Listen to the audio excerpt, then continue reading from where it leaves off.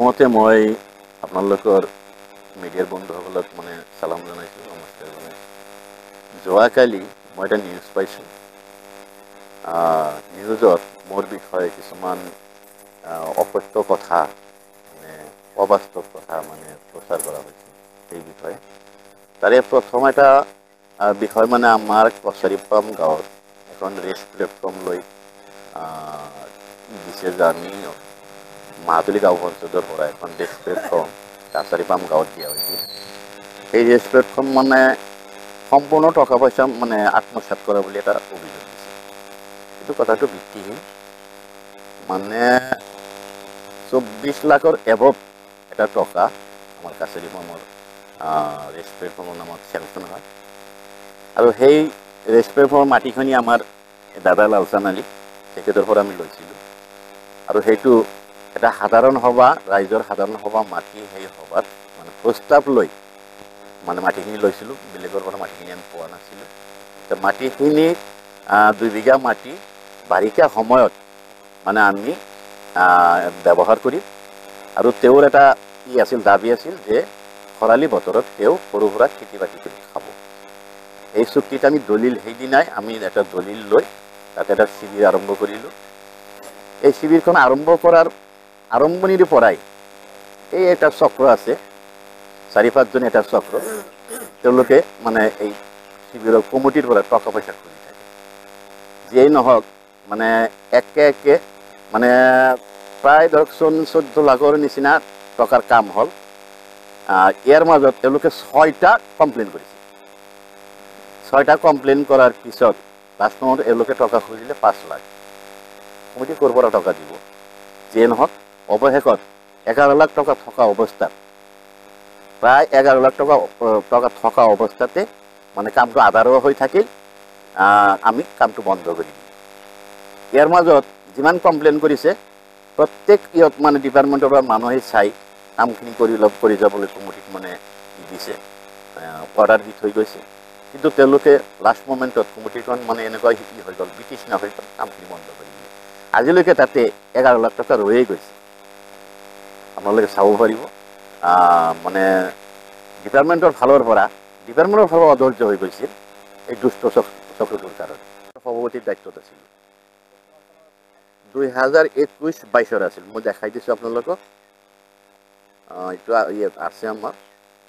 প্ৰথম ব্লকত কৰে, তাৰপিছত পিডিত কৰে, তাৰপিছত ডিচিত কৰে, তাৰপিছত CM ভিজিলেন্সতো কৰে। তদন্তত মানে অ'কে পাই সিহঁতে কাম কৰিবলৈ অনুমতি দি গৈছে। এই অভিযোগ কৰি 1 নম্বৰ হ'ল আক্তাৰ, 2 নম্বৰ হুমায়ুন, 3 নম্বৰ আছৰুদ্দিন, 4 নম্বৰ জহিৰুল, 5 নম্বৰ হালিম, এওঁলোকে কয়। কাহিনীটো টকা খোজে 5 লাখ এই আতৱাৰ আৰু জহিৰুলে। আমাৰ এই লালচান জয়ন্ত এই প্ৰেচিডেণ্ট আছিল শিবিৰৰ। তেওঁলোকে কমপ্লেইন কৰিছে 4টা। এটা গ'ল শিবিৰৰ, এতিয়া আহিল আপোনাৰ স্কুল। আমাৰ মানে এটা LP স্কুল আছিল, কছাৰীপাম মিলন প্ৰাথমিক LP স্কুল। আমি 86ত এইটো ইষ্টাব্লিছ কৰিছিলোঁ। যেনক ৰাইজে ইষ্টাব্লিছ কৰিছিল। 2017 চনত এই স্কুলটো মানে টিউটৰ শিক্ষক হিচাপে শিক্ষক 2জন লৈ গ'ল। কিন্তু স্কুলখন প্ৰাদেশিকৰণ নকৰিলে।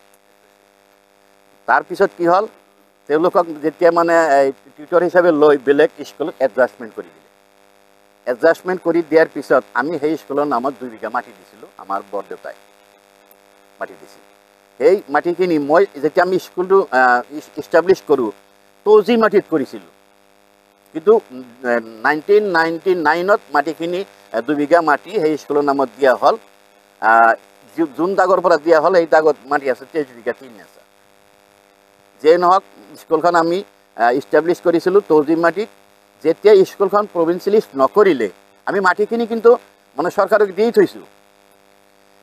তাৰপিছত আমি কি কৰিলোঁ, সেই চৰকাৰী মাটিখিনি স্কুলখনটো নহ'লে আৰু আমি মাটিখিনি বকদখল কৰি খাই আছোঁ। তেওঁলোকে সেই দাগৰ পৰা 2 বিঘা মাটি বৰদেউতাৰ 3 নম্বৰ ল'ৰাজনে 2 বিঘা মাটি বিক্ৰী কৰিছে। 1 বিঘা নহয় 2 বিঘা। সেই মাটি আছে, তাতে মাটি আছে 23 বিঘা। স্কুলৰ মাটি যি ৰেকৰ্ড আছে আমি তাতে ৰেকৰ্ডতে ৰাখি দিছোঁ। আমি কোনো অন্যায় কৰা নাই, কোনো লৰচৰ কৰা নাই। চৰকাৰেও যেতিয়া দৰকাৰ হ'ব লৈ যাব। নাই স্কুলৰ মাটি আমি দখল কৰা নাই। এখানে কয় আছে আমি আমার তলজি মাটি যিখিনি আমি দি দিম আমার আপত্তি নাই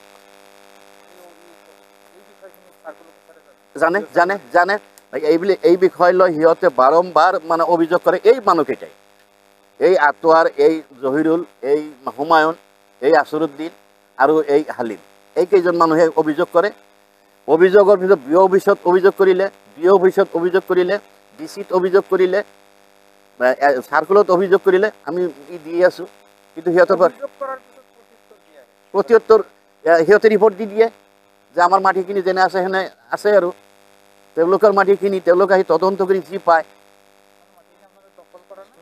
মিছা অভিযোগ দি আছে সিহঁতে এইখিনি পায় সেইখিনি লৈ মানে সিহঁতে ৰিপৰ্ট দি দিয়ে বাৰম্বাৰ বাৰম্বাৰ বাৰম্বাৰ এনেকুৱা অত্যাচাৰ কৰি আছে যেই নহওক এইটো গ'ল আকৌ যে আপোনালোক কৈছে এই টয়লেট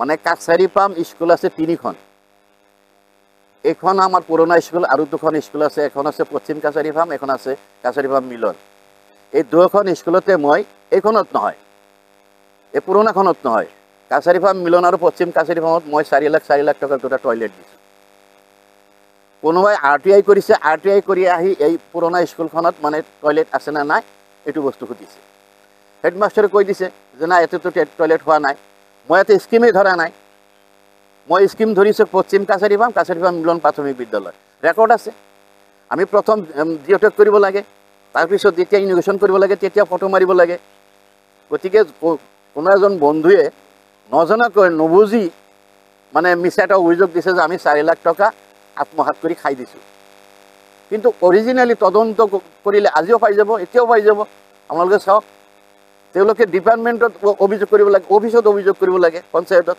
যে কাছাৰীপাম LP স্কুলত কি আছে না নাই গতিকে যি বন্ধুৱে কৰিছে সেই বন্ধু ভুল তথ্য লৈ কৰিছে গতিকে তেওঁক মই মানে বেয়াকৈ নকওঁ তেওঁ অনুৰোধ জনাম তেওঁ এজন শিক্ষিত ল'ৰা তেওঁ যাতে যিকোনো বস্তু মিডিয়াত ক'বলৈ হ'লে চাই চিতি বা নিজে জানি শুনি কৰিব লাগে যে নহওক এতিয়া আহিল আমাৰ এই তেওঁ এটা অভিযোগ দিছে তেওঁক আমি মাৰিবলৈ তেওঁক মানে ঘৰ দুৱাৰ মানে কৰিছিলোঁ এটাক কৰিছিলোঁ এনেকুৱা কথা এটা কৈছে মিছা কথা যোৱা 18 তাৰিখ মংগলবাৰ মই 4:15 বজাত ঘৰৰ পৰা ওলাই মই যাই আপোনালোকে জানে যে আমাৰ কাছাৰীপামৰ লাষ্ট সীমা যিটো এই বাৰগৰি হাজি দলং বুলি কয় মই দলঙৰ পশ্চিম সীমা পাওয়াতে মই লেফ্ট সাইডেদি গাড়ীখন সোমাই দিছোঁ পশ্চিম ফালৰ পৰা আটোৱাৰ নামৰ ল'ৰাজন আহি মোক একদম ডাইৰেক্ট মোৰ গাড়ী লগাই দিছে লগাই দিয়াৰ লগে লগে মই বাগৰি গৈছোঁ বাগৰি যোৱাৰ লগে লগে আৰু 3জন ল'ৰা তাৰ পৰা 2টা মটৰচাইকেল লৈ দৌৰি আহিছে তাহাঁতৰ লগত আছে এই শাবল বুলি যে কয় শাবল সেই শাবল লৈ আহিছে সি আহি পাব অৱস্থাতে 4খন পিলপিলি আহি গ'ল যে নহওক মই হাল্লা কৰি দিয়াৰ লগে লগে মানে সিহঁতে কি কৰিলে মানে মোৰ এটাক কৰিব নোৱাৰিলে সিহঁতে দৌৰি মানে মটৰচাইকেল লৈ ধামধুম গুচি অহাৰ লগে লগে মানুহখিনিতো তাতে গম পালে গম পোৱাৰ পিছত গোটেই মানুহখিনি দৌৰি আহি চাৰিওফালে ৰাস্তাৰ চাৰিওফালে মানে তেওঁৰ ঘৰ দুৱাৰৰ চাৰিওফালে 2-2.5 মানুহ জমা হৈ গ'ল ঘটনাটো আছিল মানে তাতে 4:30 বজাত ঘটনাটো হোৱাৰ লগে লগে মানুহখিনি চব মানে দৌৰি আহি গ'ল ইফতাৰৰ সময় হৈ গ'ল যিয়ে নহওক সিহঁতে সেই ঘৰত সোমাল ঘৰৰ পৰা বাহিৰত নোলাল কিন্তু ময়ো আহিলোঁ মই আহি সিহঁত চবকে বাধা দিলোঁ যে নাই আইন হাতত তুলি ল'ব নালাগে আমি আইনৰ আশ্ৰয় ল'ম এনে সময়ত আমাৰ ভাইটি এটা আৰু এই আটোৱাৰ বুলি যে ল'ৰাটো কৈছে মিডিয়াত কৈছে এই আটোৱাৰৰ ভতিজা ল'ৰা কবিৰ বুলি নাম তেওঁলোকে আহি মানে কৈছে যে ঠিক আছে আপোনালোকে কোনো হুলস্থুল কৰিব নালাগে আমি বিচাৰি দিম এই কথা কৈ মানে আমাক চবকে মানে ঘৰত পঠিয়াই দিলে ৰাতি তাৰ পিছদিনা বিচাৰি দিব আহি মানে আমাক চবকে বুজ দিলে যে আমি বিচাৰটো দিম তাৰ একদিন পিছতে সি না কৰি দিলে যে নাই বিচাৰ দিব নোৱাৰে তাৰপিছত আমি যাই FIR কৰিছোঁ থানাত এজাহাৰ কৰিছোঁ